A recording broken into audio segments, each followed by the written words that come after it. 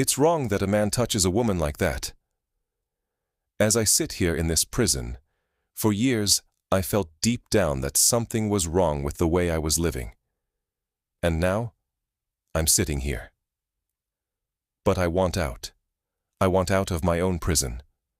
My body wants to go, but my brain keeps whispering all kinds of things to me, telling me it can't succeed, that it won't work, that it can't happen. It does everything to stop me, but my body is already moving. I want to get away from this place.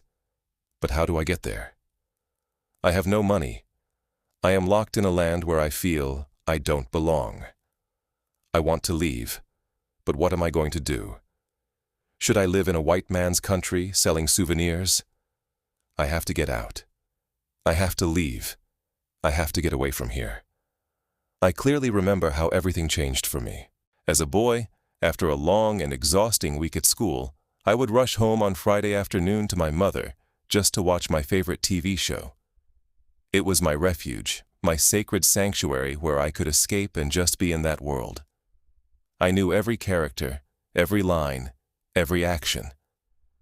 I had studied it for years. But that Friday was different. My favorite show had changed. The characters weren't the same. The show wasn't the same. I thought something must have happened, but I didn't like it anymore. So I turned it off. I didn't want to watch it anymore. That was the Mandela effect coming in, where timelines split and everything changed into something else. I wasn't the only one. There were many of us who experienced that the things, people, TV shows, and events we knew and loved were suddenly completely different. And after I turned off the TV, that was when the voices came. All the strange things started happening. People always say that hearing voices means you are mentally ill, that you end up in a psychiatric hospital. But not my voices. They weren't mean or angry. Quite the opposite. They were gentle, kind, and loving. They became my friends, my spiritual guides. They talked with me, cared for me, protected me, and encouraged me to go back and do the things I loved to do when I was a child. I looked forward to speaking with them because they guided me toward what was good for my heart. And I looked at the land I was living in. A society where half the population is looked down upon. Women are not treated right here. My mother, my beloved mother, who takes care of me and my brothers from morning till night, going to work, slaving away for minimum wage, coming home to do all the domestic chores.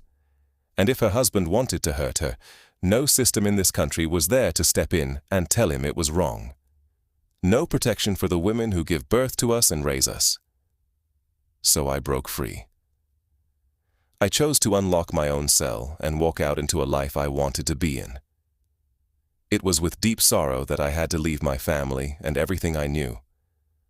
But I couldn't stay in that mentality anymore. Sometimes I feel that I don't have a voice. But I do. I have my inner compass. I have my inner voice. And I have the loving support from my heart. I didn't change to transform the whole world, but to change myself, because I chose not to live in what I was seeing. Today I am a free man. I stepped out of my matrix and I built a new life.